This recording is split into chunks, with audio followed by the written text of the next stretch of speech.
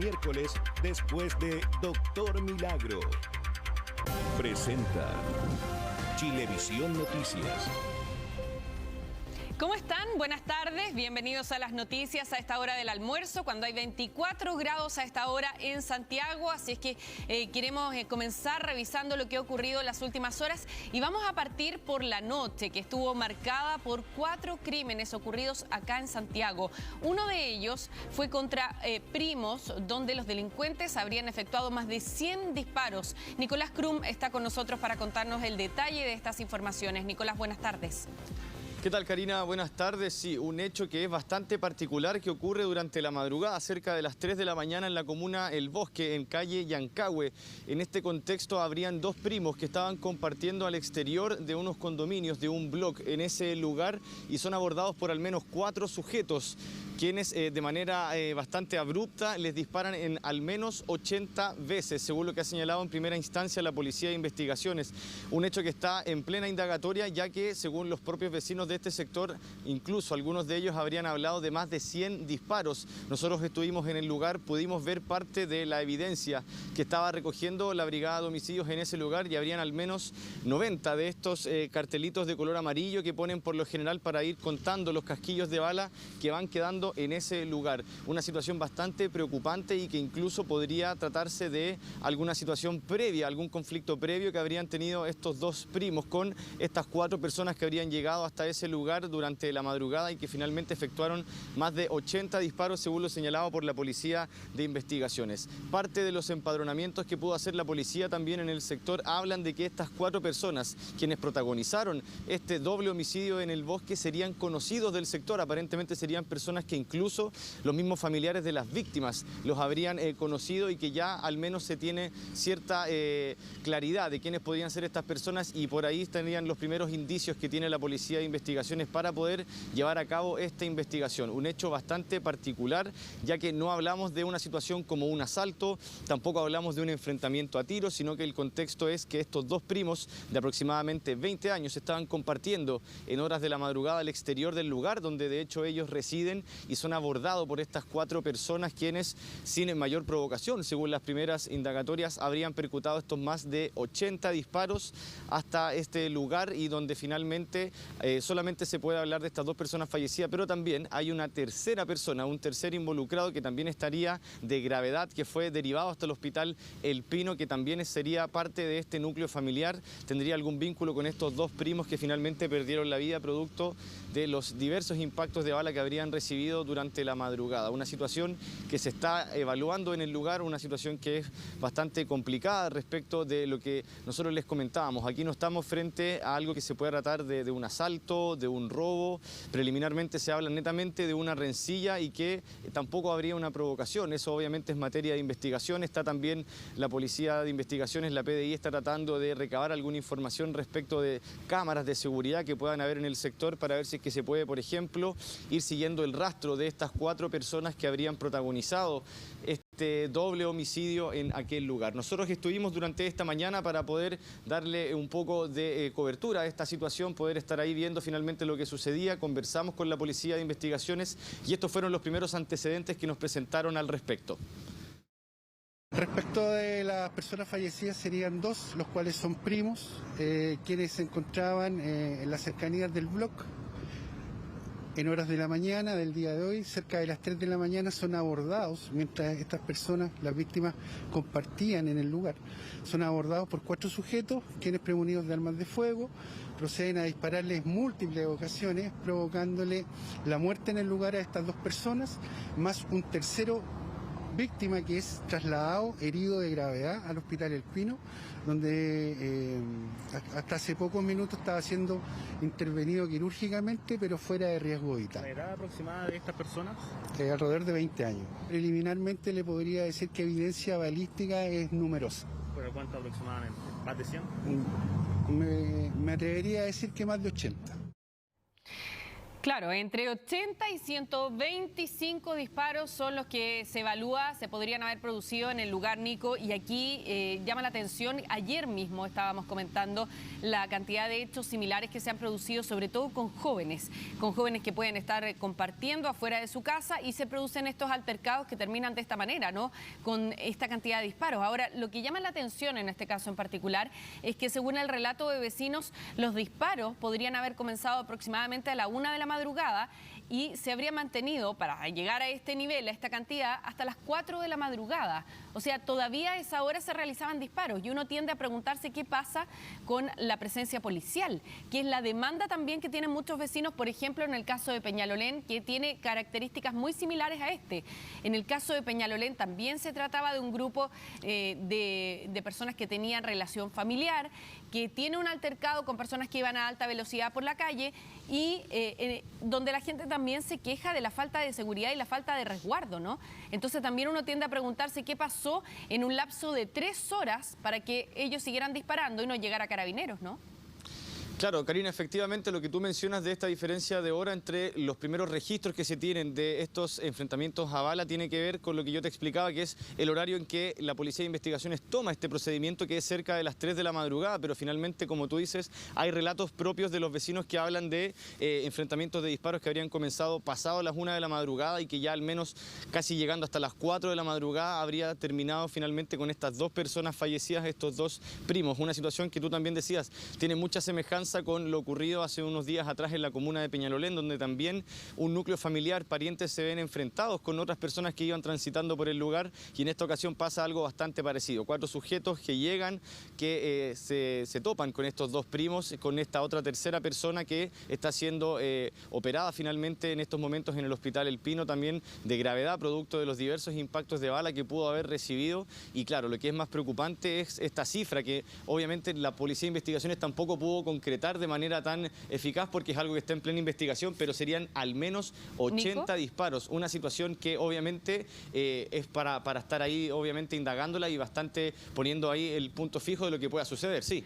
Claro, y lo otro es el poder de fuego de las armas que manejan, ¿no? Igual es impresionante esa imagen donde hemos visto que habitualmente la Policía de Investigaciones pone esta especie de indicativos donde habrían caído las balas percutadas, pero en este caso está lleno, o sea, la calle se ve prácticamente llena de estos especies de, no son conos, son una especie de letreros pequeñitos que van marcando dónde habrían caído las balas y ahí están, mire la cantidad que hay en la calle. Y aquí esto abre también la discusión que mencionábamos ayer respecto de la ley de control de armas. Por una parte, la ley de control de armas está quedando obsoleta hace bastante rato respecto de las armas hechizas, ¿no es cierto? Y de las armas de fantasía que son modificadas para que disparen de verdad. Y aparte de eso, tampoco existe real control hoy día respecto de las municiones. No es un requisito de la ley que una persona que inscribe un arma tenga que responder por la cantidad de municiones que maneja. Y para que se hayan percutado entre 80 a 125 disparos, tiene que haber habido una gran cantidad de municiones disponibles para que estas personas las manejaran. Sí, sin duda, totalmente. Ayer, de hecho, con lo sucedido el pasado lunes con este trabajador que perdió la vida también, producto del disparo de un arma que era modificada, un arma de fantasía, el ministro del Interior ayer también lo señaló bastante enfáticamente. Dijo que había que trabajar desde ya con la nueva ley de control de armas respecto de hacer modificaciones a lo que es contemplar estas armas denominadas de fantasía que muchas veces son adaptadas para el disparo y que, como hemos podido ver, también se le pueden aplicar estos mismos cartuchos, estas mismas balas que finalmente son reales y que son las que están ocasionando este tipo de episodios donde ayer les comentábamos la detención de estas 2 personas que le habían quitado la vida durante la semana a un trabajador y ahora hablamos de estas 2 personas fallecidas, estos 2 primos que se vieron envueltos en un real enfrentamiento a tiros. No sabemos nosotros si es que ellos también habrían percutado o no disparos, de momento no se tiene indicaciones respecto de eso, pero lo que sí es concreto es que son 4 sujetos los que llegan durante la madrugada y que finalmente percutan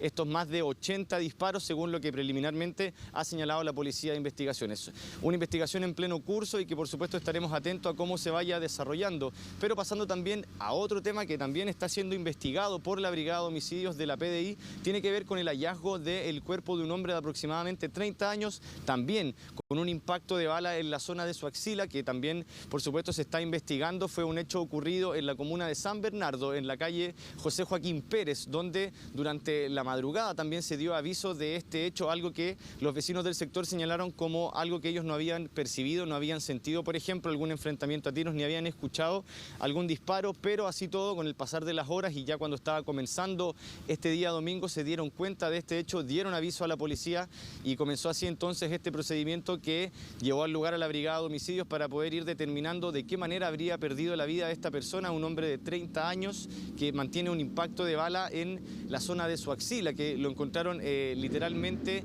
en un costado de la vía pública, tendido en el suelo, el cadáver de esta persona, y es ahí donde empiezan entonces a hacerse las primeras diligencias para poder determinar cuál sería la causa de la muerte de esta persona. Preliminarmente, por supuesto, se habla de este impacto de bala, que es lo que a primera vista se puede percibir respecto de lo que le habría sucedido a este hombre de 30 años. También se trabaja, por supuesto, en la identificación de esta persona, pero estamos nuevamente ante un episodio que puede configurar perfectamente otro homicidio, donde nuevamente se está viendo el uso de armas de fuego y que lamentablemente está dentro del mismo contexto de lo que ya veníamos comentando. El uso indiscriminado de armas de fuego, el uso de estas armas que muchas veces pueden ser de fantasía y que están siendo modificadas para el disparo, y que en esta ocasión también podemos hablar de una persona que está fallecida y que tiene un impacto de bala. Para tener más detalles sobre este hecho también conversamos con la Brigada de Homicidios de la PDI y esto fue lo que nos comentaron.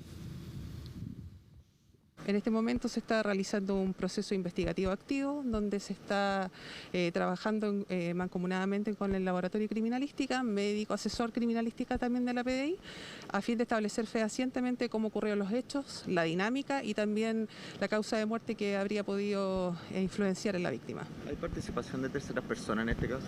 Eso es parte de la investigación y será puesto a disposición de la Fiscalía todos los antecedentes relevantes de la investigación. La víctima presenta a lo menos una lesión por arma de fuego, pero eso es netamente materia de la investigación. Escuchamos recién a la Policía de Investigaciones dando cuenta del hallazgo de este hombre de 30 años aproximadamente que se encontraba fallecido en las cercanías de la comuna de San Bernardo con un impacto de bala. Pasando a otro tema también en el ámbito policial, vamos a hablar ahora de un fatal accidente ocurrido en la región de O'Higgins, esto en la altura del kilómetro 80 de la ruta Travesía, más o menos en el punto de conexión entre la ciudad de Rancagua y Graneros. En ese lugar se registra un choque por alcance entre dos vehículos, una camioneta, bien digo, y también un bus de pasajeros de la empresa Tacoja que trasladaba al menos a 45 personas. En primera instancia se hablaba de una persona fallecida que habría sido una mujer, quien era la acompañante de quien manejaba esta camioneta, pero finalmente con el pasar de las horas se logró confirmar que también habría fallecido el segundo ocupante de esta camioneta, quienes chocaron, quienes colisionaron contra este bus. Esto ocurrió en horas de la tarde, pero se está todavía evaluando finalmente, por ejemplo, cuál es el grado de lesiones que tienen también las 45 personas que iban a bordo de este bus, el cual iba con su total capacidad en esos momentos y donde al momento se puede hablar de por lo menos 5 personas que tuvieron que ser trasladadas de manera urgente hasta el Hospital Regional de Rancagua porque tenían heridas de gravedad producto de este alto impacto que ocurrió, como les decíamos, durante la tarde en la ruta Travesía, en el kilómetro 80, justo en el enlace entre la ciudad de Rancagua y la ciudad de Graneros. Un lugar que, por supuesto, se llenó, por supuesto, de vehículos, hubo un atochamiento producto de este accidente, tuvo que llegar personal de SAMU y también personal de bomberos para poder hacer los primeros trabajos de rescate de las personas que estaban involucradas en este accidente y donde nosotros les decíamos, lamentablemente, se habla ya de estas dos personas fallecidas, quienes eran los ocupantes de esta camioneta que colisionó con este bus que transportaba a 45 pasajeros en ese momento, con su total capacidad en ese momento cuando estaban haciendo este viaje, y lamentablemente hablamos de estas dos personas fallecidas. Un hecho que está por el momento siendo investigado por la sección de investigación de accidentes de tránsito de Carabineros, quienes por disposición de la Fiscalía llegaron hasta ese lugar para poder hacer las primeras diligencias, poder, por ejemplo, evaluar cuál sería la causa inicial de este accidente. Preliminarmente se habla de un choque por alcance, hay que empezar a verificar si es que un vehículo u otro frenó de manera precipitada y eso pudo haber ocasionado quizás el impacto, pero finalmente lo que nosotros les teníamos que comentar de este hecho es lo lamentable de estas dos personas fallecidas, de también la situación, por ejemplo, en la que iba el conductor del bus, algo que también siempre se tiene que ir verificando en este tipo de situaciones, y puntualmente también del trabajo que hizo bomberos en ese lugar, quienes estuvieron bastante rato atendiendo, por supuesto, en primera instancia a las personas de este bus, a los 45 pasajeros que estaban al interior de este bus, y también, por supuesto, a aquellas personas que lamentablemente, como ya le hemos dicho, perdieron la vida, las personas que eran los ocupantes de esta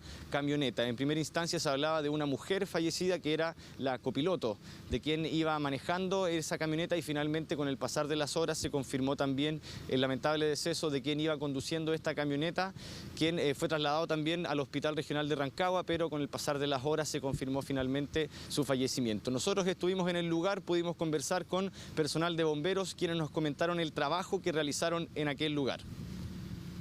Se constata en el lugar de aproximadamente 52 pacientes heridos, en donde lamentablemente hay un fallecido y un paciente grave derivado a la Clínica Integral de Rancagua. Nico, en este caso es bien particular el accidente porque además se produce en una línea recta y por lo tanto llama la atención la cantidad de personas heridas.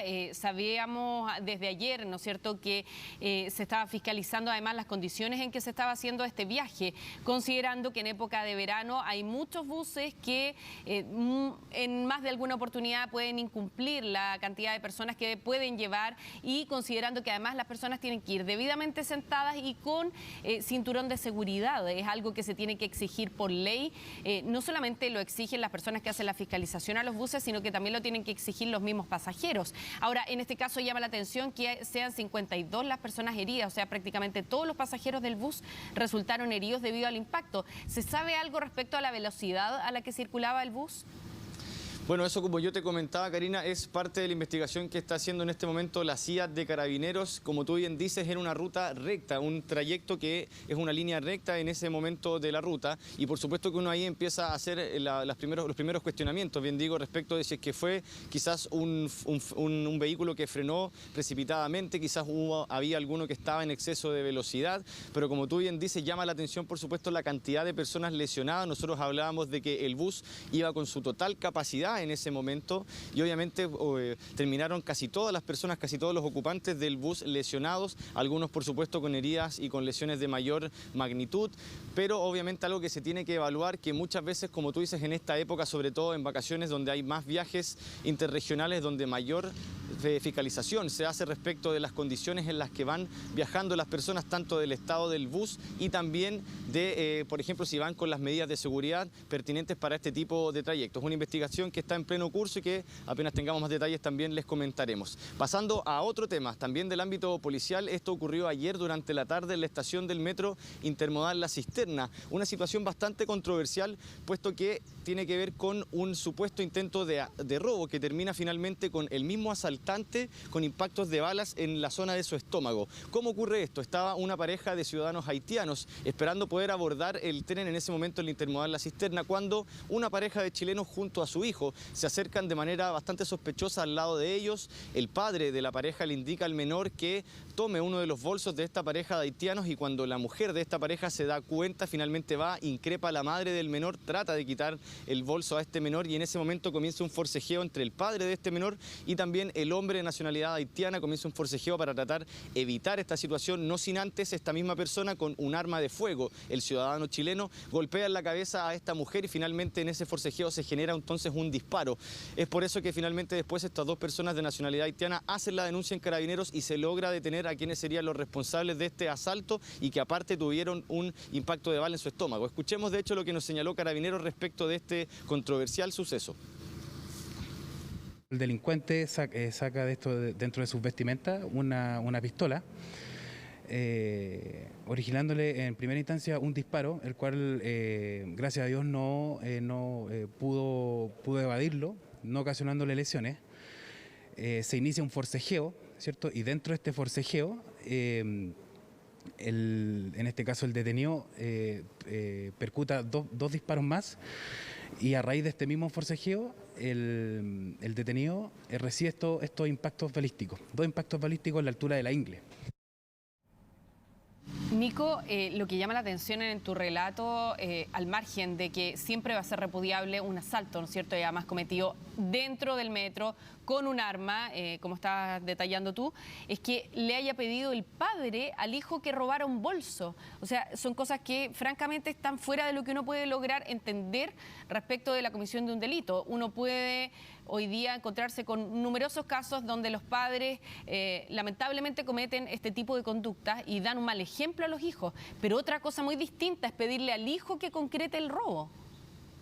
Sí, claro, exactamente. Esos son los primeros indicios, preliminarmente lo que se sabe respecto de este hecho, que esta persona, este ciudadano chileno, le habría pedido a su hijo que tomara, quizás cautelosamente, como que para que no se diera cuenta estas dos personas, que le quitara su bolso, y finalmente cuando esta mujer de nacionalidad haitiana advierte este hecho, va, increpa a la madre, luego viene el padre de este menor, le pega con el mango del arma de fuego que ellos tenían, finalmente intercede también el hombre de nacionalidad haitiana y ahí se genera este forcejeo donde el mismo asaltante, es decir, la persona que portaba el arma, termina disparándose.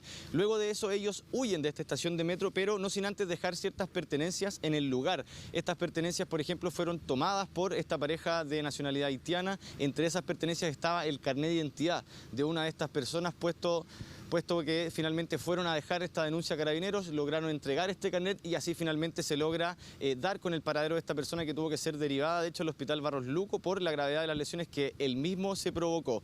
Y pasando a otro tema, Karina, también en el ámbito policial, tiene que ver con una persecución que tuvo un resultado exitoso por parte de Carabineros de la sección de patrullaje que estaba en ese momento haciendo una ronda preventiva en las cercanías de la población La Legua, en la comuna de San Joaquín, cuando son advertidos del robo de un camión 3/4 que había ocurrido hace pocos momentos. Se le da información respecto del vehículo, de la placa patente de este auto y comienza entonces un seguimiento por varias arterias de la ciudad una vez que se logra dar finalmente avistamiento a este auto, una vez que se logra ver este vehículo, comienza una persecución y finalmente ya a la altura de la comuna de La Granja, en la calle Américo Vespucio, se logra finalmente detener a esta persona, un hombre de 21 años que sería el único ocupante de este vehículo. Son procesos que quedaron registrados por el mismo personal de Carabineros, quienes llegaron finalmente hasta este lugar en la comuna de La Granja, lograron finalmente, después de varios metros persiguiendo a esta persona, lograron finalmente la detención de este hombre de 21 años, quien recientemente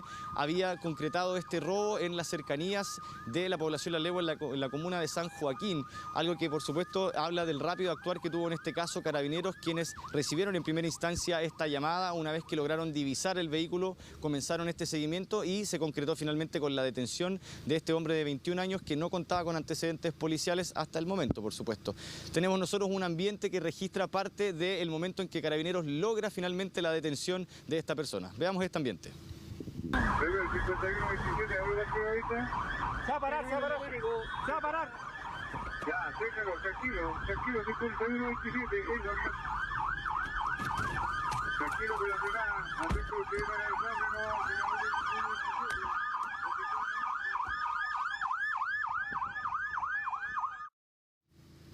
Parte entonces del ambiente que se pudo registrar de esta detención de este hombre de 21 años quien había efectuado el robo de este camión en primera instancia en la comuna de San Joaquín. Comienza un seguimiento por varias calles, también pasando por la comuna de Cerrillos y finalmente en la comuna de La Granja. Se logra la detención de esta persona, un hombre de 21 años que no contaba con antecedentes policiales, pero que recientemente había cometido el robo de este camión 3/4. Se está investigando también si es que hubo alguna otra participación. De momento se habla, por supuesto, de esta rápida detención que logró concretar personal de Carabineros, ya que apenas recibieron este llamado, recibieron finalmente también los datos del camión que se estaba buscando y empezaron así entonces esta persecución una vez que lograron divisar este camión, siguiéndolo por varios metros, la verdad, y una vez que ya estaban en condiciones para poder finalmente lograr la detención de esta persona, se concreta, como ustedes ven en imágenes, la detención de este hombre de 21 años, Karina.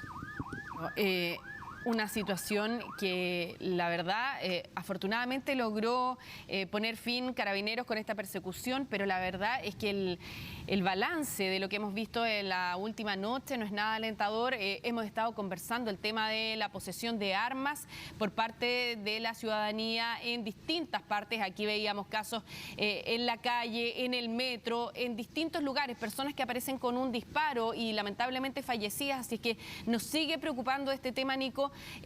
hay que hacer cambios, hay que hacer modificaciones en lo que se está planteando en el Congreso a la ley de control de armas y hay posiciones bien radicales al respecto.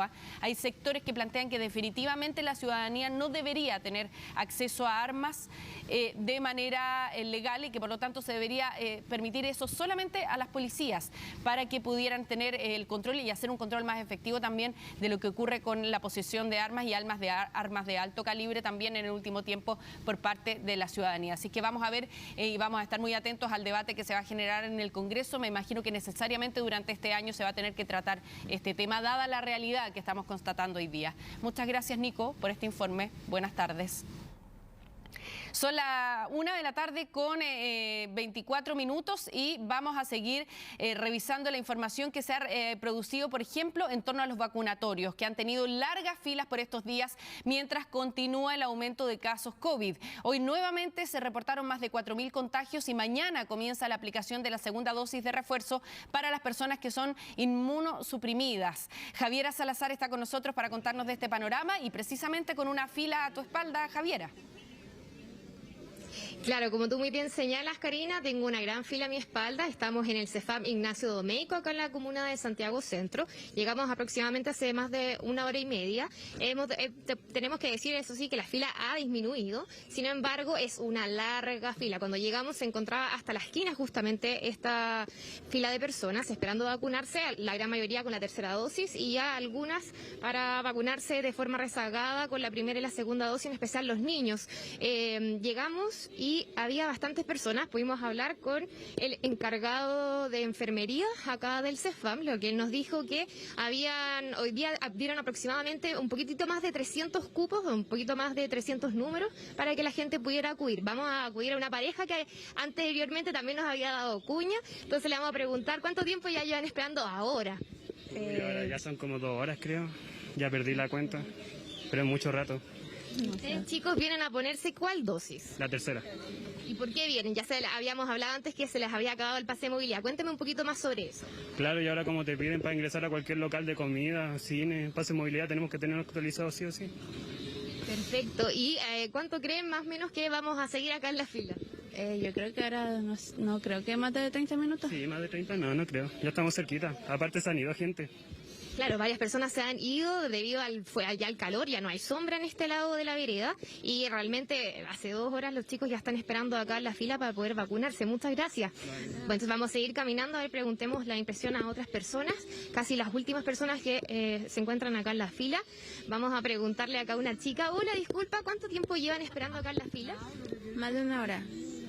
Perfecto. ¿Y vienen a vacunarse con qué dosis? La tercera dosis. Perfecto. Oye, cuéntame, ¿cómo crees que está el tema del distanciamiento social acá en la fila? No hay.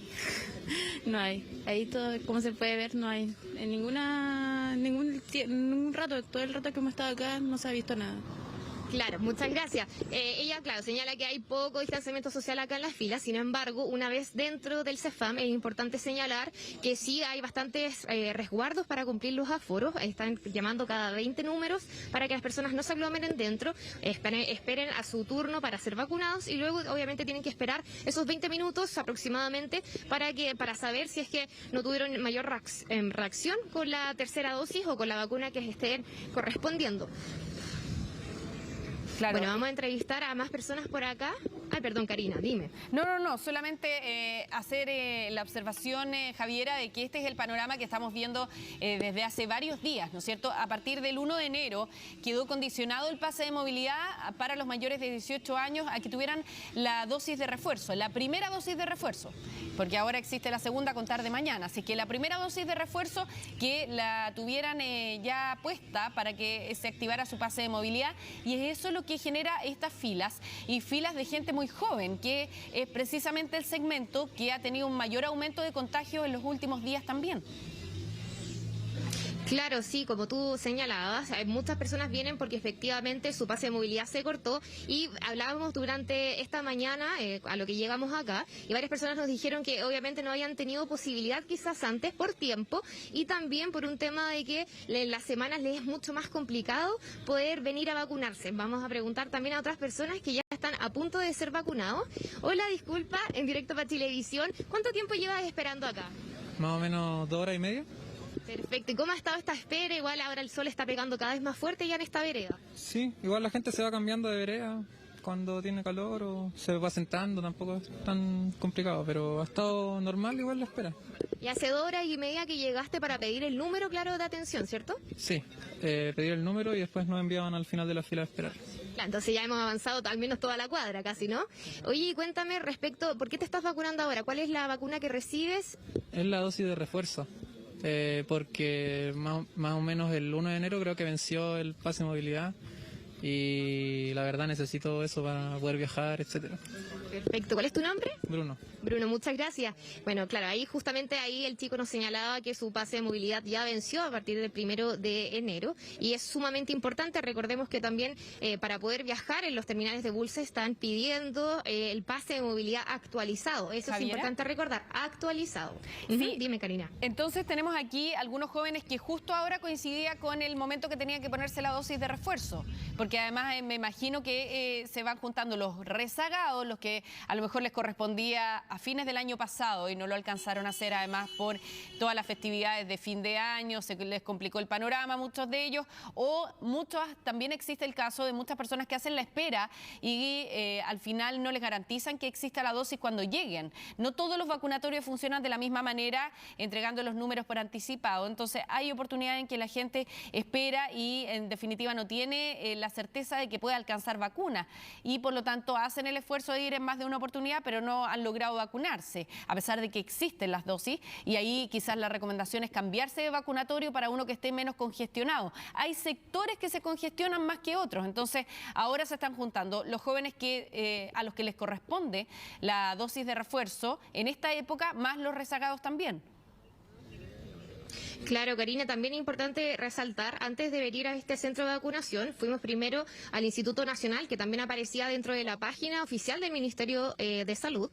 Fuimos allá, llegamos y nos encontramos con el panorama de que finalmente el colegio se encontraba totalmente cerrado, o sea, ese local de de vacunación, bien digo, se encontraba totalmente cerrado y habían varias personas que estaban esperando si es que iban a abrir las puertas, porque realmente eso es lo que decía la página en internet. Entonces igual hay que tener bastante cuidado, porque claro, las personas se guían por lo que dicen las redes sociales, por lo que dice la página oficial. Sin embargo, a veces uno llega y se encuentran cerrados o, como tú también bien señalabas, no hay stock. De hecho, cuando nosotros llegamos, alrededor de 1 hora y media atrás, ya se habían acabado los números. Entonces, claro, vimos un par de personas que llegaron y efectivamente no alcanzaron número, entonces no se pueden vacunar hoy día y van a tener que ver la posibilidad quizás mañana, ya en otro centro de vacunación, porque mañana ya no va a estar disponible. Sí, y hay vacunatorios móviles también. La invitación es a que la gente pueda chequear la información a través de los municipios, que los municipios van entregando actualizada la información a través de sus redes sociales. Afortunadamente tenemos esta herramienta tecnológica que permite entregar la información casi en línea, ¿no es cierto? Y en paralelo también con los sitios que se puedan ir difundiendo respecto de vacunatorios móviles. Sabemos que hay unos buses también que van dando vuelta por Santiago y que tienen dosis disponibles. Lo que pasa es que cuando llega el bus a un sector prácticamente se llena y se acaban las dosis. Hay un plazo como acotado en el que la gente se va pasando la voz de que el bus está estacionado en algunos sectores. Lo vimos hace un tiempo, hace bastante tiempo en realidad, en el sector de la estación Mapocho, que se instalaba este bus vacunatorio e inmediatamente llegaba la gente y se agotaban las dosis, principalmente de personas que decían que en la semana no tenían tiempo para perder, por ejemplo, toda una mañana esperando para poder vacunarse y la única opción que les quedaba era el fin de semana. Ahora, hay vacunatorios móviles que están dando vuelta, también se ha instalado, por ejemplo, yo sé de uno en la comuna de Providencia que se instaló en los últimos días y donde, por ejemplo, no había prácticamente espera, era media hora la espera.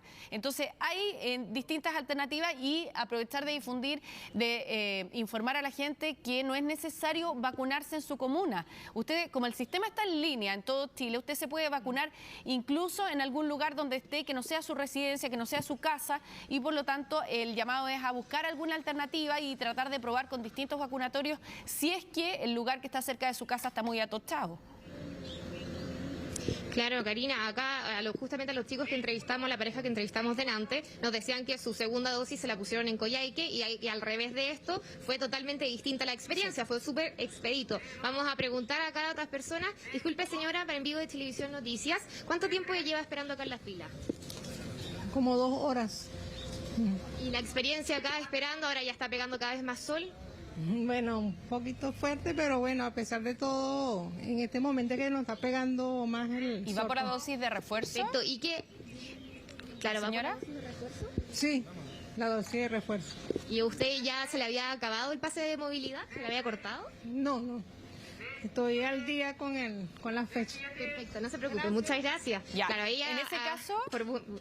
Sí, Javi, en ese caso es Dime, una Javi. persona que se vacunó fuera de la época en que le correspondía, porque la señora da la sensación de que le hubiera correspondido antes, ella tendría que haber tenido sus 2 dosis puestas con anticipación, ahí la hicieron pasar justo, y por lo tanto Claro. ella se vacuna después y por lo tanto la dosis de refuerzo la recibe después también y por eso dice que le corresponde ahora, pero en Claro. realidad para el Probablemente- calendario debería ser gente joven la que le correspondería ahora si es que todos hubieran cumplido con el calendario que había hecho el MinSal.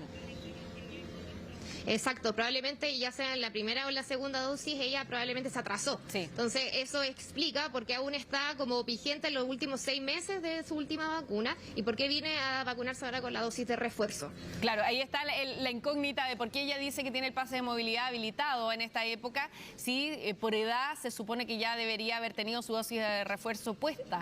Ahora, eso ahí radica la importancia de vacunarse en el momento que establecen las autoridades y ojalá, por supuesto, con algún rango, con alguna flexibilidad, 2 semanas después, 3 semanas después, si es que usted no puede, si es que está muy apremiado, si es que no le dan permiso en el trabajo cuando usted lo necesita vacunarse, ¿no es cierto? A pesar de que hay una ley que obliga a los empleadores a entregar el permiso correspondiente, pero sabemos que, por ejemplo, en este caso les ha tomado toda la mañana a las personas que están haciendo la fila poder vacunarse y por lo tanto contar con el mediodía libre de un empleador a veces no se produce. Sabemos que hay casos excepcionales y la ley no alcanza para ser fiscalizada hacia todos los trabajos, ¿no es cierto?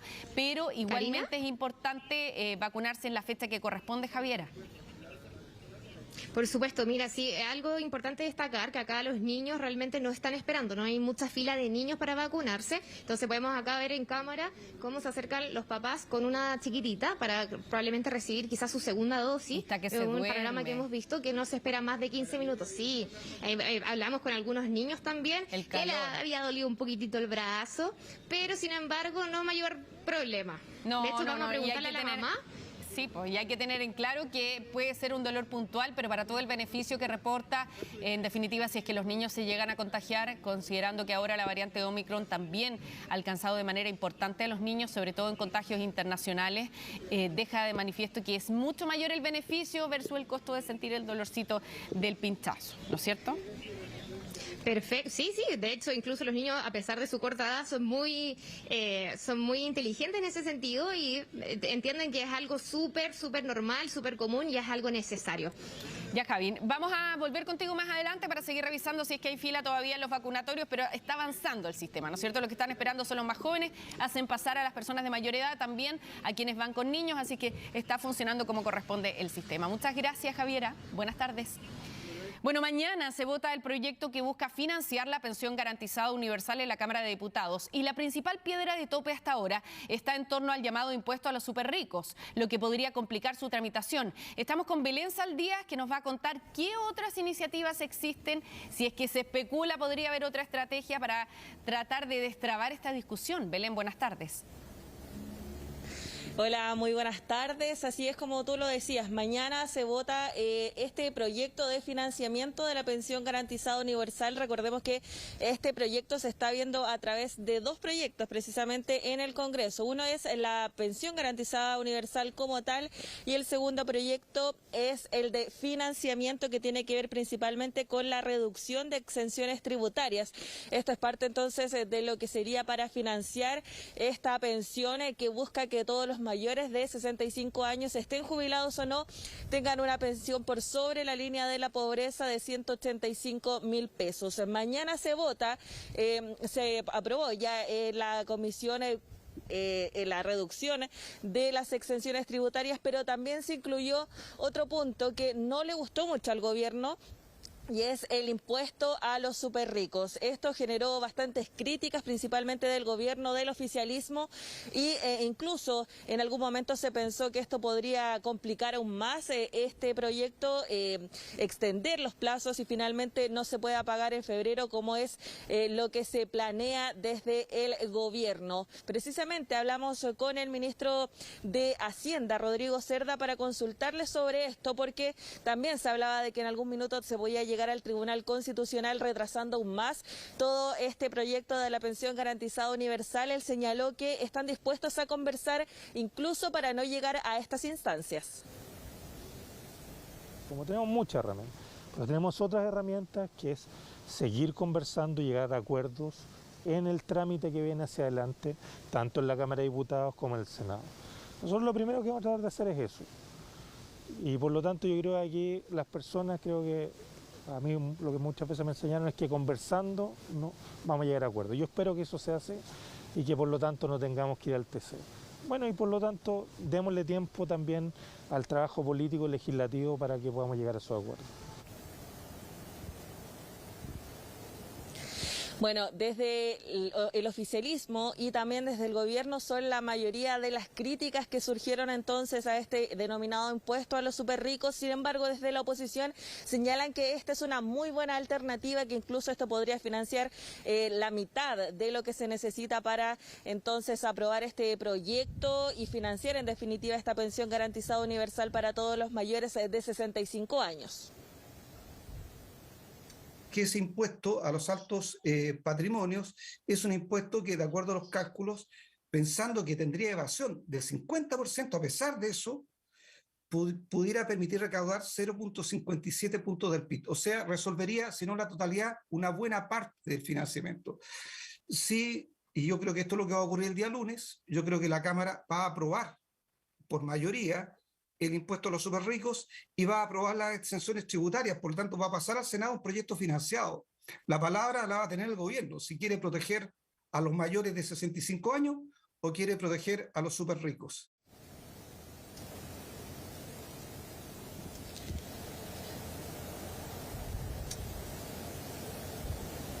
Como la oposición se ha aportado y se mantiene con esta idea del impuesto a los súper ricos, hay muchas críticas también ante esto. Finalmente es una ola de críticas que se generan por el apoyo y también por el no apoyo. Desde el oficialismo señalan, por ejemplo, que se está trabando finalmente este proyecto de financiamiento por parte de la oposición. Señalan que incluso en el futuro gobierno de Gabriel Boric, ellos señalaron que su pensión sería de 250.000 pesos y ellos dicen cómo va a ser entonces esta pensión, de dónde van a sacar este financiamiento si ya están poniendo trabas con estos 185.000 pesos que se está hablando ahora de la pensión básica, pensión garantizada universal, perdón, la PGU, y en definitiva señalan que se deben generar los acuerdos y finalmente aprobarlo.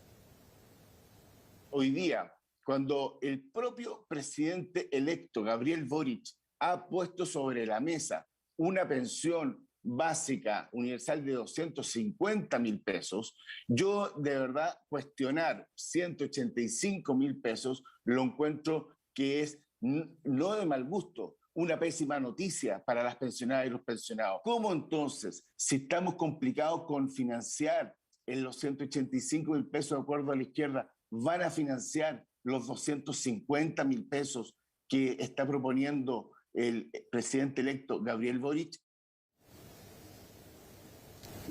Bueno, de todas formas, desde la oposición mantienen su postura, señalan que la moneda también debe buscar alternativas, sobre todo por lo que señaló el Consejo Fiscal Autónomo, que señaló en definitiva que se deben buscar alternativas para el financiamiento de la pensión garantizada universal. Vamos a estar atentos a lo que ocurra mañana en la sala de la Cámara de Diputados y ver en definitiva si se aprueba este proyecto de financiamiento, tanto con la reducción de exenciones tributarias que fue propuesta por el gobierno y también este impuesto a los súper ricos que salió de la Comisión de Hacienda. Claro, y el Consejo Asesor complicó la discusión, así que vamos a ver si existe también y si surge alguna alternativa al margen de esto para que pueda avanzar el proyecto. Muchas gracias, Belén. Buenas tardes.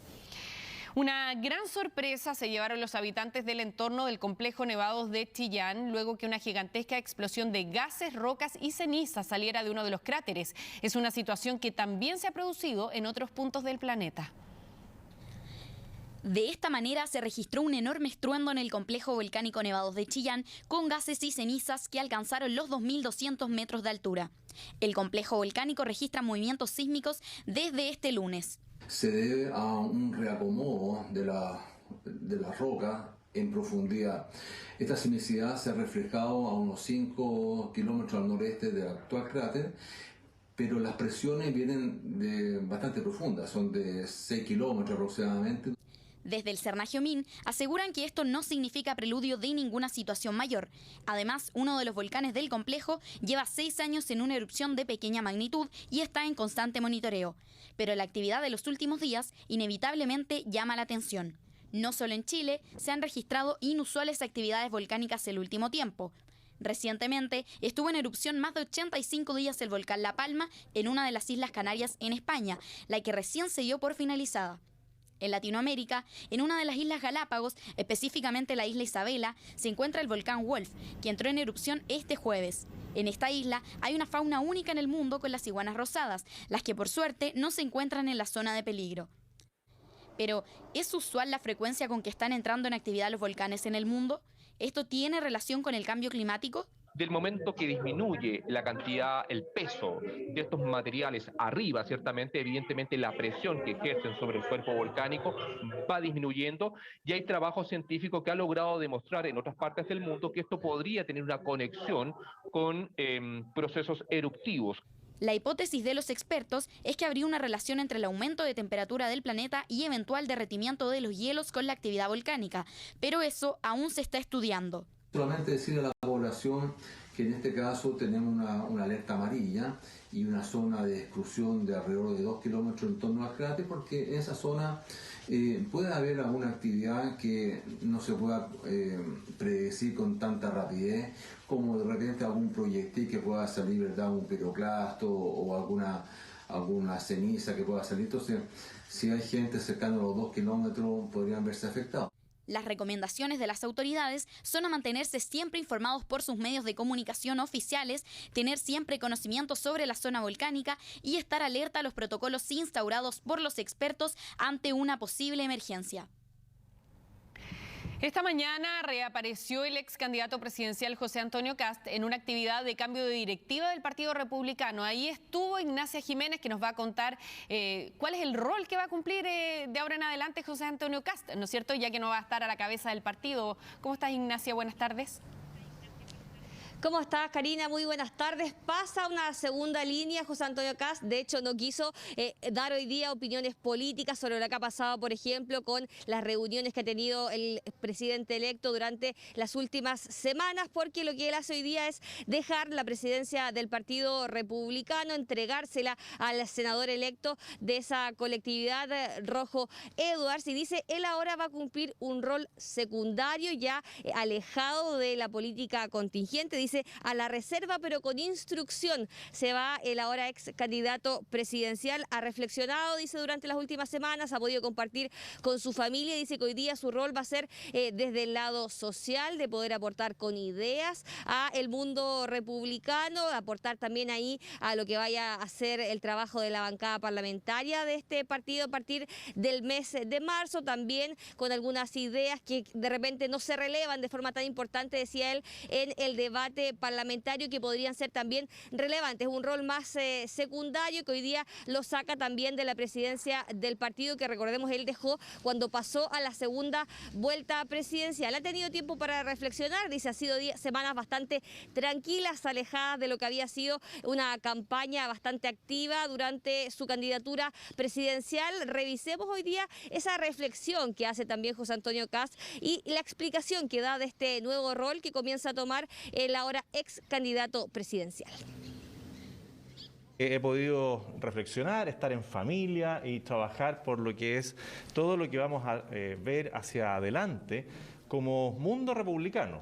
yo claro, me retiré de la presidencia del Partido Republicano, pero seguiré colaborando activamente en aquellas cosas que se me soliciten. En esa línea yo seguiré trabajando y colaborando con el mundo de las ideas, con el mundo de la cosa práctica, las urgencias sociales, y estoy feliz en esta posición de poder colaborar, pero donde las opiniones políticas, donde el debate legislativo esté en manos de la directiva presidida por el Rojo Edwards. Durante la semana ya se había conocido que él deja oficialmente el partido, de la directiva del partido, pasa a ser director de Acción Republicana, que es un movimiento ligado justamente a su colectividad política, donde pretende hacer este aporte desde las ideas, desde lo social, decía hoy día José Antonio Kast. ¿Quién es ahora el nuevo presidente del Partido Republicano? Rojo Edwards, un senador bastante activo y conocido durante la campaña presidencial que lideró José Antonio Kast, y que hoy día piensa también en lo que va a ser la construcción a partir del mes de marzo de la oposición en la centro derecha. Se ha hablado mucho durante las últimas semanas de una posible asociación con Chile Vamos, de la creación de un nuevo conglomerado político. Él hoy día lo descarta, a pesar que algunos en el otro sector sí estarían conformes por ir con un camino hacia una unidad más formal por parte de la centro derecha. Lo que ha dicho hoy día Rojo Edwards es que la intención es al menos mantener esa unidad desde las bancadas, desde el Congreso, y ver si es que eso se puede crecer, y de momento trabajar como una oposición constructiva, dijo, colaborativa, tanto entre la oposición, la centro derecha, pero por qué no también con el gobierno de Gabriel Boric, dijo, eso sí, si es que se cumplen algunas condiciones para poder colaborar ahí con el próximo presidente de la República. Revisemos esas palabras. Creo que nuestro interés es tener las mejores relaciones posibles.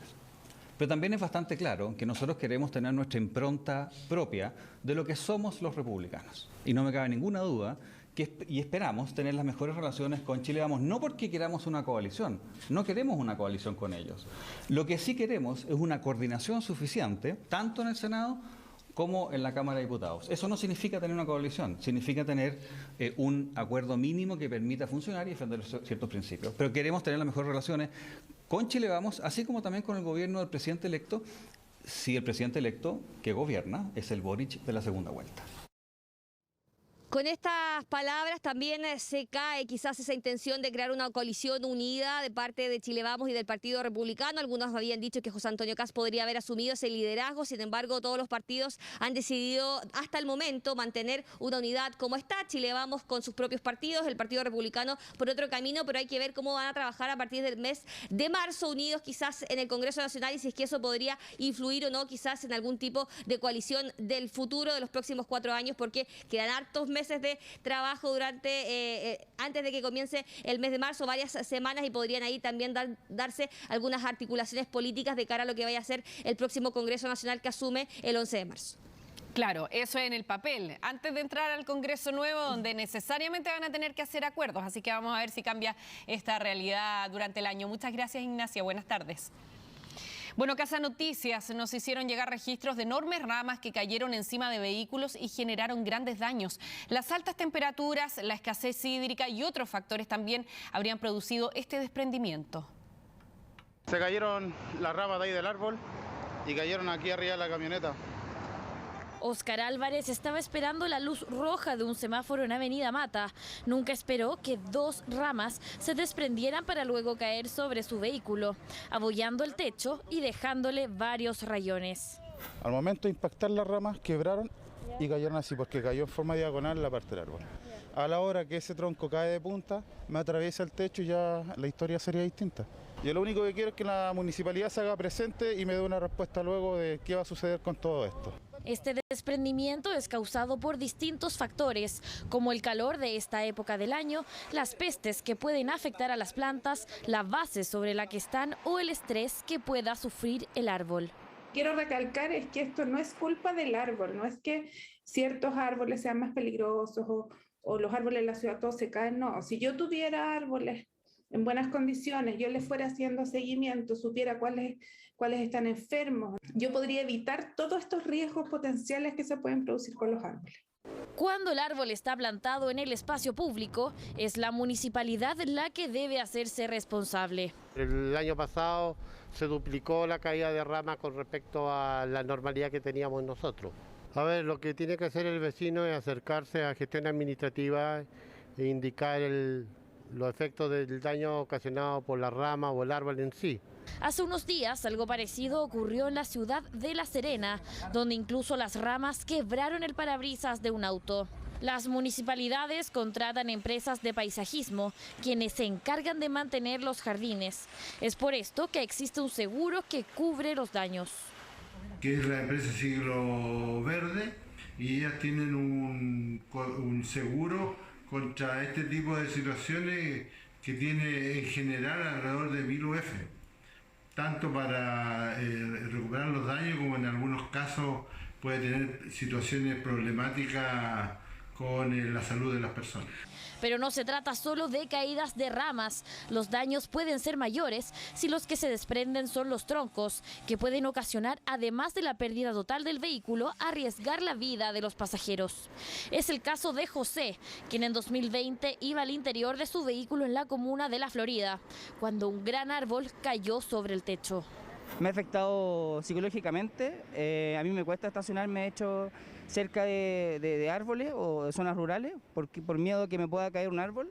Estas secuelas lo han llevado a tomar acciones legales en contra de la municipalidad floridana por daños y perjuicios, y tras 2 años aún espera que exista una sentencia por parte de los tribunales. Todo esto son gastos que finalmente tengo que cargar yo y nadie se ha hecho responsable. Para prevenir estos daños, expertos aseguran que el mantenimiento de los árboles, como una buena poda, un riego adecuado y un escaneo de su estructura, podrían evitar estos accidentes. Esta mañana se realizó el Ironman de Pucón, donde lamentablemente un participante murió después de sufrir un infarto durante la prueba deportiva. Estamos con José Miguel Mardones, precisamente desde esa ciudad, para que nos cuente todos los detalles y también el resultado de esta competencia. José Miguel, buenas tardes. ¿Qué tal, Karina? Muy buenas tardes. Esta jornada, como tú decías en la presentación, se desarrolló el Ironman en Pucón luego de 2 años en el que no se había llevado a cabo, primero por el estallido social, luego por los meses más complicados de la pandemia.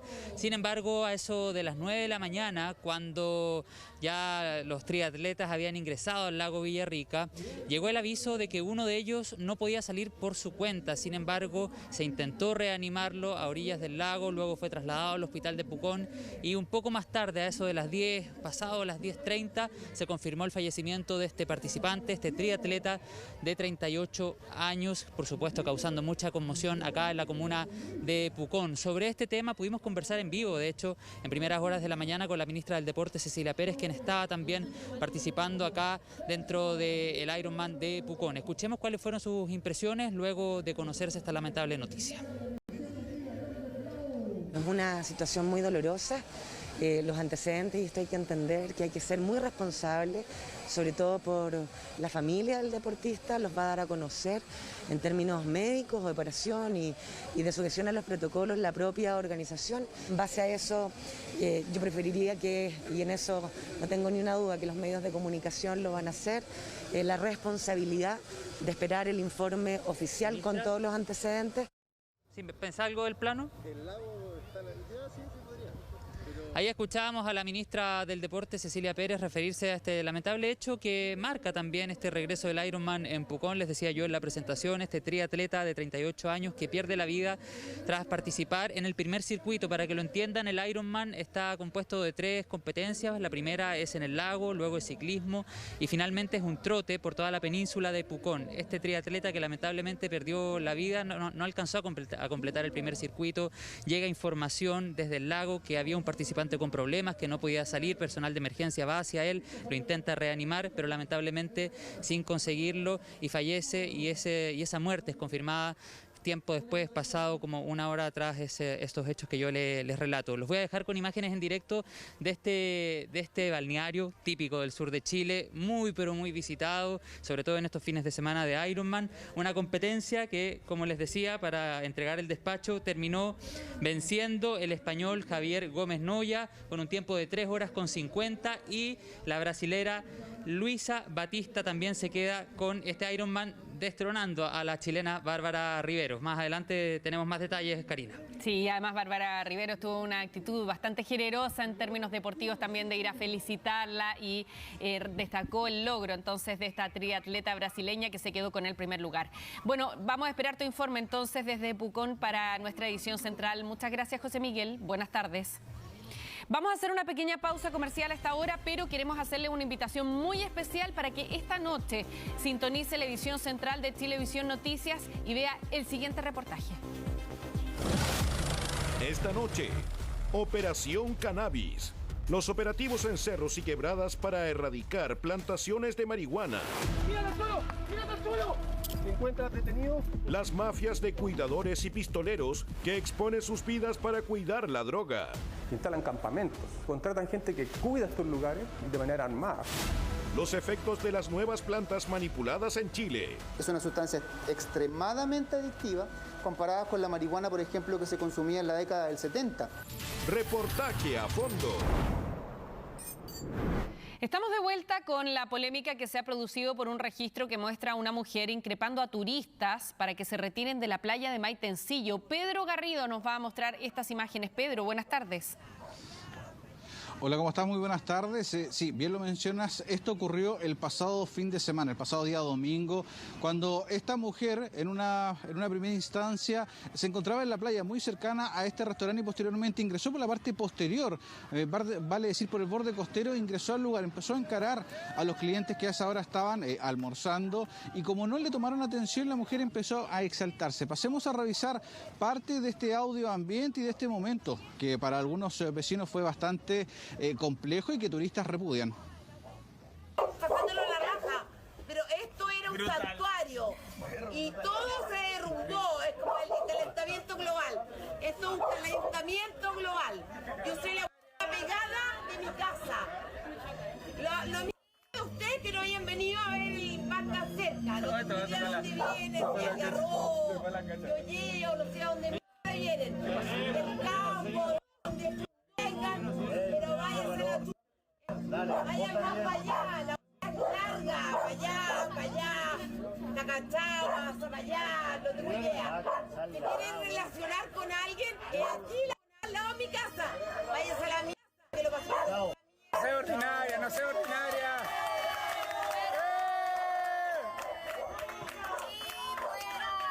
¡Ordinaria!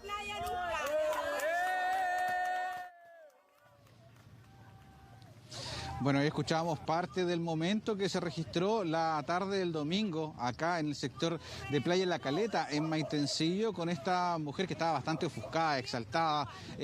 Ella, conversamos con algunos vecinos, conversamos también con la administración de este restaurante. Ella no es propietaria de la vivienda contigua, sino que es hija justamente de esta propietaria, y habría motivado esta reacción, que no es la primera, es algo bastante recurrente. Incluso durante varias temporadas han tenido que lidiar con esta clase de funas, esta especie de funas en el propio restaurante. Pasemos a revisar qué nos comentaban respecto de esta situación, que es bastante lamentable y compleja. Incluso desde el restaurante se pusieron en contacto con una de las personas que se vio más afectada. En las imágenes al final veíamos cómo la mujer intentaba quitar un teléfono móvil. Se contactaron justamente con esta víctima. Ella aseguró estar bien y que era una situación que era anómala y ajena justamente a lo que es este restaurante, que es bastante concurrido acá en el litoral. Estábamos tipo 2 de la tarde, más o menos, y bueno, la vecina del lado izquierdo entra por atrás y se pone al frente de, ¿cómo se llama?, acá donde mismo estamos nosotros, a increpar y a insultar, diciendo que la playa es de ella, que ella está acostumbrada a vivir en tranquilidad y que un poco el turismo le afecta su, no sé, su tranquilidad. Y la gente no le tomó mayor importancia, y después como se sintió que no la estaban pescando mucho, no le hacían caso. No, empezó a levantar la voz y ya empezó con más palabras groseras, con garabatos, y ahí un poco nuestra clientela empezó, como porque estábamos llenos en ese minuto, empezó a reaccionar diciéndole y cantando un poco como salen los videos, que era ordinaria. Son los familiares que llegan de repente los fines de semana largos, porque en general nosotros con todos los vecinos no tenemos ningún problema. De hecho, nuestros vecinos son nuestros clientes. Bueno, repudio transversal de los turistas y también de residentes de acá de la zona a esta clase de actitudes. Es importante señalar que Maitencillo, en la comuna de Puchuncaví, es el borde costero turístico bastante proyectado justamente a esta reactivación económica, y situaciones como esta lo que hacen es empañar lo que son las pretensiones tanto de los vecinos de acá, que por ejemplo muchos de ellos arriendan cabañas, arriendan sus casas en la temporada estival y que lamentablemente con esta clase de situaciones se ven perjudicados porque los turistas prefieren otros lugares. Pasemos a revisar qué nos comentaban justamente residentes y turistas de acá de la zona. Mala práctica. Es una mala práctica porque no debería ser así. Por algo es un restaurante que está estando en local abierto, está para todo público. Porque si es zona de turismo, uno puede recorrer todo el litoral central o la costa y entrar a cualquier lado. Al final uno viene a consumir, viene a cancelar, no viene aquí de patú. En realidad no sé nada, no sabía de este hecho y feo si es así. Todos tenemos el derecho de compartir acá. Bueno, es importante señalar que ya fue puesta justamente una constancia en Carabineros respecto de lo que ocurrió en esta ocasión. Escuchábamos en el audio ambiente y también en el video, podíamos apreciar esta mujer bastante ofuscada, sacando a las personas, a los turistas y también residentes de la zona que estaban comiendo a esa hora en este conocido restaurante. Una situación que claramente llama la atención, teniendo en cuenta lo que es esta reactivación económica, que es lo que se busca acá en la zona. Para despedirnos, yo quiero que Patricio Díaz nos muestre cómo está a esta hora la playa La Caleta, acá en la comuna de Maitencillo. Muy pocas personas, muchos kayaks saliendo a pescar. De hecho, pudimos apreciar varias merluzas en los botes de los pescadores. Una playa bastante tranquila. Este es el ambiente que se está viviendo a esta hora acá en Maitencillo, a muy pocos metros de este restaurante donde se produjo esta polémica gracias a una vecina que encaró e increpó y literalmente los mandó a otras comunas a las personas que a esa hora estaban justamente comiendo en este local. Claro, una actitud bien egoísta. A ella lo que le preocupa es que la gente esté instalada en este restaurante que está al lado de su casa. No, la verdad es que cuando menciona el calentamiento global, poco le importa el calentamiento global del resto de la costa de nuestro país, es que está mandándolo al resto de los balnearios, ¿no es cierto? Más bien se está preocupando de su situación en particular y también en una actitud bien extraña, ¿no? En términos de la ofuscación que alcanza ella con este tema, a pesar de que nadie le contestó. Las personas que estaban en el restaurante fueron bien prudentes, bien compuestas a la hora de reaccionar, e incluso ella se abalanza sobre uno de ellos para tratar de quitarles el celular porque la estaban grabando. Así que esperemos que pueda haber más moderación, entendiendo que este es un lugar establecido y el dueño de este restaurante también paga una patente y con todos los papeles en regla para poder reactivar también el turismo gastronómico en la zona. Muchas gracias, Pedro. Buenas tardes. Vamos a hablar ahora de la posibilidad que se baraja respecto de que el presidente electo Gabriel Boric contemple enviar un proyecto durante sus primeros días de gobierno para subir 50.000 pesos al salario mínimo. Paloma Ávila nos va a contar de esta posibilidad. Paloma, buenas tardes. Hola, ¿qué tal? ¿Cómo están? Muy buenas tardes. Claro, porque quedan poco menos de 2 meses para que asuma el nuevo gobierno y Gabriel Boric ya dio entonces las declaraciones pertinentes diciendo por dónde iba a ir la línea programática de su gobierno. Sabemos que la reforma tributaria va a ser una de las prioridades, bien digo, pero también lo va a ser la agenda laboral. Son 3 ítems entonces a los que él pretende darle prioridad apenas asuma en marzo. El primero de ellos tiene que ver con un aumento de sueldo, el sueldo mínimo específicamente a 500.000 pesos. El segundo habla de que los trabajadores puedan ser parte de los directorios de las empresas, y el último tiene que ver con la reducción de la jornada laboral a 40 horas. El primero de estos puntos, el que ya mencionábamos, el del sueldo mínimo a 500.000 pesos, debería entonces discutirse en abril para ya ponerse en marcha el 1 de marzo, el 1 de mayo, bien digo. La iniciativa del salario mínimo,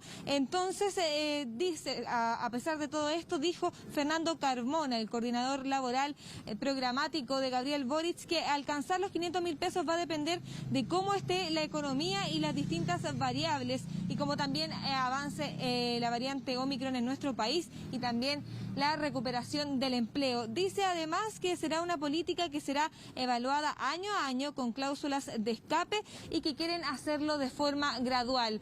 Vamos ahora a escuchar al ministro de Hacienda, Rodrigo Cerda, quien se refirió a este tema durante la mañana.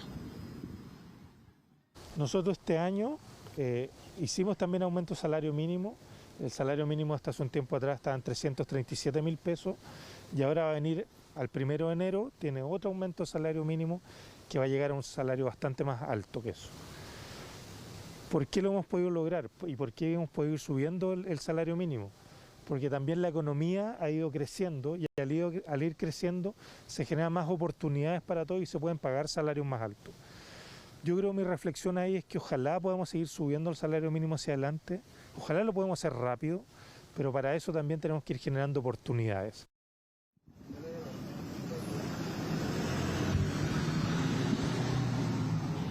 A las pequeñas empresas se les va a entregar entonces un subsidio para que puedan ajustarse a las nuevas políticas con aportes similares a los del ingreso mínimo garantizado. Es eso entonces uno de los puntos que mencionaban de parte de la gente que está a cargo de la agenda laboral dentro del gobierno de Gabriel Boric.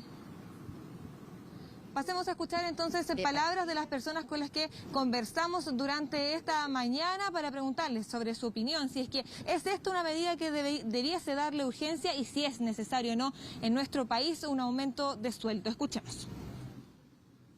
De partida, creer eso ya es algo insólito. Eso nomás te digo, porque imposible que haya un sueldo mínimo de 500.000 pesos. Yo diría que quizás no es prioridad, sino que lo que se está viendo ahora, la pensión garantizada universal. Yo creo que eso es fundamental. Súper necesario, pero también creo que hay que saber adoptar medidas como medio de subvención para pymes, por ejemplo, que no van a estar capacitadas para pagarle 500.000 pesos a todos sus trabajadores. Porque creo que sí es un punto importante ese del sueldo, porque se habló mucho, estuvo mucho en las protestas. No sé si el más importante, pero sí uno de los que está ahí.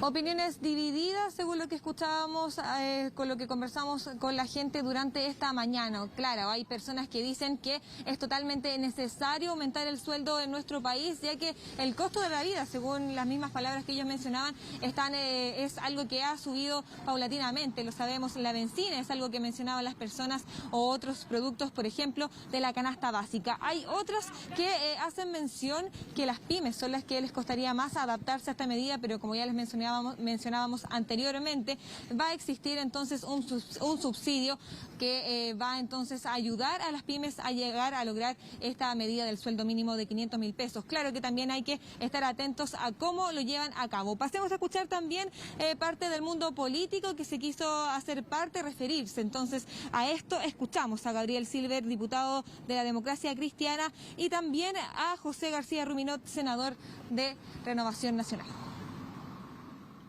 Lo lógico sería que el presidente Gabriel Boric llamara un gran acuerdo público-privado para que en el mediano plazo y de manera progresiva se incremente el salario mínimo para llegar hasta los 500.000 pesos, pero no se puede hacer de un día para otro. Y además entendiendo que en el caso de las pymes necesariamente hay que hacerlo vía apalancamiento o subsidio del Estado, porque de lo contrario una medida de estas características puede también amenazar la línea de flotación de este sector tan importante y que en el periodo post-pandemia debemos cuidar. El salario mínimo que rige a partir de este 1 de enero de 2022 es de 350.000 pesos. Y la intención del gobierno del presidente Boric es que a partir del 1 de mayo de este 2022 suba a 400.000 pesos. Esperamos que llegue el proyecto de ley, una vez que la suma, por supuesto, para poder analizarlo, para poder revisarlo. Yo creo que hay sectores de la economía donde es posible que establezcamos ese salario mínimo, hay otros sectores que se hace bastante más difícil. Hay algo muy importante que debemos de tener presente: no destruir empleos.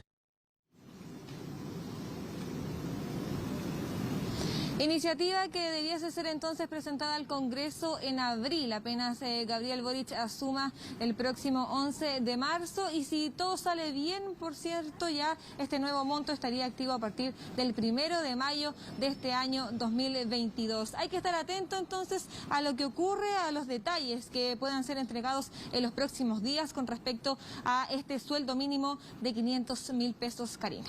Claro, para ver si se va concretando el aumento progresivamente y con qué medidas de apoyo también. Muchas gracias, Paloma. Buenas tardes. Vamos a hacer una pequeña pausa comercial. En este momento hay 26 grados en Santiago con cielos con nubosidad parcial. Carlos Greitz nos trae actualidad internacional partiendo por todas las consecuencias que sigue generando este trágico derrumbe de una roca en Brasil, Carlos. Sí, ¿cómo estás, Karina? Buenas tardes. Ya encontraron otro cuerpo, por lo tanto la cifra de fallecidos que ayer se contabilizaban 7, suma 8 personas que fallecieron luego de que esa roca cayera sobre al menos 3 lanchas de este acantilado, un lugar turístico donde muchas personas se acercaban a ver estos roqueríos. De pronto, de una lancha más alejada, comienzan a ver que caen pedazos de roca, que hay algún deslizamiento de tierra y luego sienten la vibración. Eso es lo que se puede ver en los registros que se han ido sumando de distintas personas que estaban en las cercanías. Luego, claro, ahí está, la caída de esta gigantesca roca sobre al menos 3 lanchas y el resto de las lanchas que también se vieron volcadas debido a la expansión de la ola en esta zona. Los equipos de rescate trabajaron toda la noche para buscar a aquellas personas que estaban desaparecidas. Encontraron los restos de un hombre sumergido en la zona del accidente en Minas Gerais, pero ahora continúan buscando a otros 2 desaparecidos. Esto ocurrió en Capitolio. Este es un estado de Minas Gerais, una zona, una pequeña localidad donde hay un río bastante caudaloso. Y en medio de ese río hay una serie de acantilados turísticos y también algunas represas. Todas ellas son visitados permanentemente por las personas. 30 heridos al menos, la mayoría de ellos, 4 siguen hospitalizados. Ya lo decimos, la minoría han quedado internados, el resto ya fue derivado a sus hoteles, a sus casas. Continúa la búsqueda de al menos 11 buceadores que son conocedores de la región. Aquí hablan las autoridades. Estamos en estado de shock con lo acontecido. Expresamos nuestra solidaridad con las víctimas, los heridos y sus familiares. No fue una tromba en el agua, fue un desmembramiento de piedras que volcó algunas lanchas. El cuerpo de bomberos, la marina, actuaron muy rápidamente, se movilizaron, fueron al lugar y esa movilización, gracias a Dios, fue fundamental para atender a los heridos. Fue fundamental para atender y tirar los heridos. Seguiremos atentos a esa noticia que da la vuelta al mundo y mientras nos vamos a Europa para ver las protestas que han sido de las más multitudinarias de las últimas semanas contra las restricciones del COVID, especialmente en Francia. Claro, ¿por qué son tan multitudinarios hoy en ese país? En respuesta a la frase emitida por el propio presidente Emmanuel Macron, quien durante la semana dijo, luego de que se hablara de los antivacunas, que él iba a fastidiar, que iba a molestar a los no vacunados para fomentar la inoculación. Por eso hubo distintas protestas, unas más violentas que otras, con enfrentamientos con la policía. En una de ellas, en un acto, había la presencia de un ultraderechista, Florian Philippot, antigua mano derecha de Marine Le Pen, quien ha denunciado que hay una tiranía, una segregación del país liderada por el gobierno y por estas medidas en Francia. Claro, medidas que tienen que ver con la protección, especialmente por la variante Omicron, que avanza, pero a estas personas parece no importarles mucho, solo sus libertades. También hubo protestas en Alemania, en Austria y en otros países de Europa. En Pakistán continúa la conmoción luego de que murieran 21 personas en esta tormenta de nieve que atrapó una hilera de autos que iban a un lugar turístico. Eran más de 100.000 autos los que se desplazaban por esta ruta en Pakistán y al menos una decena de ellos quedó atrapado por el hielo que fue cayendo. Los dejó al interior de sus autos, llegó la noche, bajó la temperatura de manera extrema y finalmente mueren en medio del frío en la montaña de Murree al noreste de Islamabad, la capital de Pakistán. Se evacuaron a cientos de personas, pero muchos de ellos, claro, no pudieron resistir la noche y el frío. Y en medio de estas manifestaciones intensas del cambio climático, inundaciones extensas también en Washington, en Estados Unidos, han afectado parte del noroeste y especialmente la costa atlántica. Cayeron fuertes lluvias durante todo el día viernes y también parte del sábado y ese es el resultado. campos y carreteras inundados. En la cuenca de algunos ríos, casas completamente rodeadas por además aguas turbias, no necesariamente de buena calidad, y por lo tanto allí también hay preocupación sanitaria en este lugar. Son las mayores inundaciones en una década, ha dicho la autoridad, con cientos de desplazados. También en la costa noroeste del Pacífico se registraron algunos eventos similares, personas que quedaron sin electricidad, y ahí están las ciudades con agua inundando las casas. Mejores noticias trae Finlandia y mejores imágenes. Claramente, esta aurora boreal que suele haber sobre la Laponia finlandesa cerca del Círculo Polar Ártico, pero que durante la noche de ayer generó este fenómeno especialmente intenso con un verde maravilloso.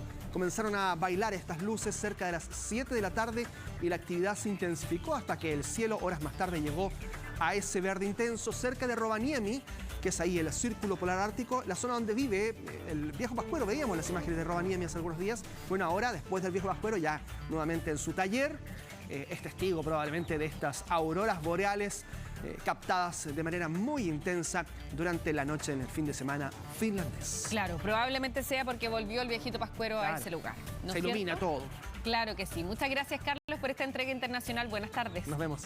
Hacemos una pausa a esta hora con esta imagen preciosa de la aurora boreal. Y bueno, recién estábamos revisando todo el impacto que ha provocado el Ironman de Pucón, que se retomó este año después de 2 años suspendido. Y es que este balneario lacustre es el más importante de Chile también. Es una ciudad que para muchos chilenos y extranjeros es la mejor alternativa para pasar las vacaciones. Este destino además ofrece termas, río, lago y hasta particulares souvenirs.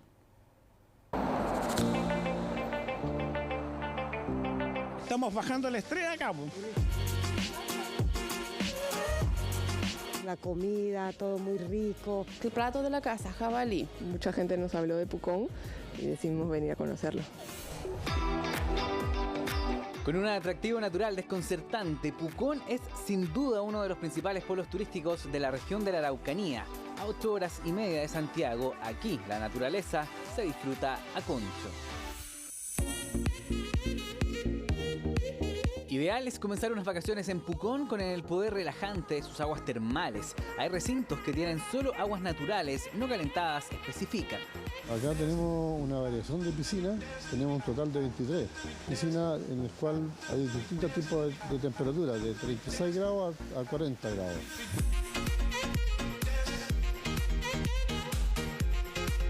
Contento porque no las conocía. Y gracias a Dios que hemos venido y no hemos tenido ninguna percance en el camino, nada, todo bueno. Miren, yo cuando íbamos a las termas en San José de Maipo, cuando éramos jóvenes, llenos de espinillas andábamos. O sea, la semana ya teníamos la piel en los mismos baños. Que vamos a estar 20 años juntos. Para la piel ideal. Diga, pues. ¿Qué? ¿Usted cuántos años tiene? 92. Una experiencia en las termas que se puede complementar con otras actividades. Una de las favoritas para dejar atrás el pesado año son los masajes. Hay varios tipos.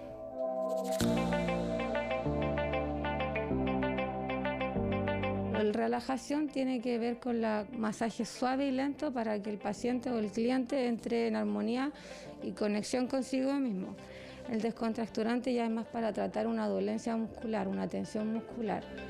Y en las piedras volcánicas tienen varios beneficios. Ayuda a bajar la tensión muscular, a la artrosis, al estrés y la equilibración de los chakras. Y después de un masaje reponedor, el hambre acecha. Qué mejor que comer en este lindo paisaje, la especialidad de la casa. El turista se va a encontrar con una gastronomía hecha acá en casa. El puré es preparado acá. Tenemos carne a la olla, salmón y lo principal que es el jabalí. La verdad es que siempre venimos con mi familia, los platos son exquisitos, el momento de relajación, en las termas, todo es muy tranquilo. Y ya con la energía suficiente para disfrutar el resto de las vacaciones, lo ideal es viajar directo al centro de Pucón, centro también de la entretención, dicen. mi personaje es el Capitán Turner en la embarcación El Holandés Errante, donde realizamos un tour de 1 hora aproximadamente con un pequeño show a bordo. Cuando se juntan ambas embarcaciones se hace una batalla pirata dentro del lago con cañonazos, guerra de agua. Aparte hay un pequeño show, un mini show aéreo en las cuerdas mientras vamos navegando. Una comuna que afirman está preparada todo el año para recibir turistas, los mismos que este verano han regresado con fuerza a la zona. Es que además de todos los panoramas que les hemos mostrado, Pucón tiene mucho más. Sí, había oído hablar de Pucón y del volcán Villarrica, vine a subir el volcán, increíble. Pensé que no lo hacía, pero demasiado bonito, la vista increíble, es duro, pero súper recomendable. Vivo aquí en Pucón hace 10 años y bueno, es un lugar tan bonito que lo recomiendo demasiado, hay muchos lugares para recorrer, para conocer. Un paseo o vacaciones en Pucón que no puede terminar sin el infaltable recuerdo o souvenir. ¿Habrá algo más típico que estas flores de madera? Nosotros vamos, en este sector de Pucón, vamos a buscar el sauce mimbre que se llama. Es un sauce blanco. Uno lo pela y más o menos lo deja 2 días reposando al sol para poder trabajarlo y que no se quiebre el pétalo. Flores que coronan una visita a una de las ciudades chilenas más apreciadas por los turistas. Pucón, como todos los años, maravilla con su belleza 100%. De manera estamos poniendo fin a las noticias. Por supuesto, les agradecemos que se hayan informado junto a nosotros. Nos despedimos cuando hay 27 grados a esta hora en Santiago y está la capital con cielos nublados. Que tengan un excelente domingo.